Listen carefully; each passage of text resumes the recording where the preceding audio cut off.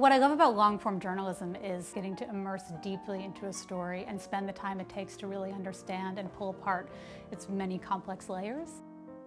So my name is Stillman. I'm an investigative journalist.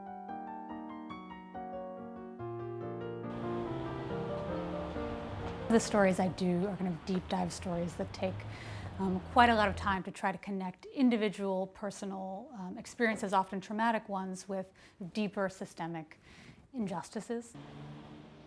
And so I find I'm often drawn to the stories at the margins of these seemingly larger, more popular mass media stories.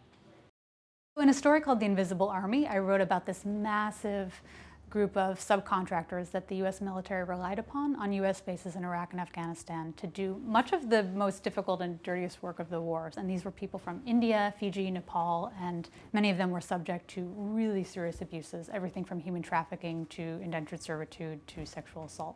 In a story called Get Out of Jail, Inc., I wrote about the return of debtors' prisons and the many, many people across the country, but particularly in the Deep South, who were being incarcerated for their inability to pay court fees and fines, many of which were obtained simply because people had been too poor to pay a traffic ticket, and then another traffic ticket, and then another one after that.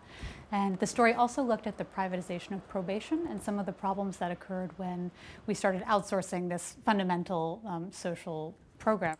Often a story for me will start with reaching out to not just one or two people on the ground, but really to dozens and dozens of sources, some of whom are in academia, some of whom are living the experience themselves as individual citizens. And sometimes it requires sitting in courtrooms for hours or days or weeks. And then as I get deeper, I'll realize almost every story is a more interesting and more meaningful story because it's as complicated as it is. In a story called Where Are the Children, I looked at the phenomenon of undocumented families who face extortion calls when their loved ones are kidnapped for ransom, trying to get to the U.S. So in some cases, this was a phenomenon happening in Mexico, where people fleeing gang violence in Central America were on their way to loved ones in the U.S. It just feels like a tremendous honor to get a MacArthur for doing the type of work that so many great journalists are striving to do right now, that we were told, in this apocalyptic journalistic landscape would be very hard to maintain and sustain, but to get to actually invest in deeply reported stories feels such an honor to have that be valued by readers and by the MacArthur.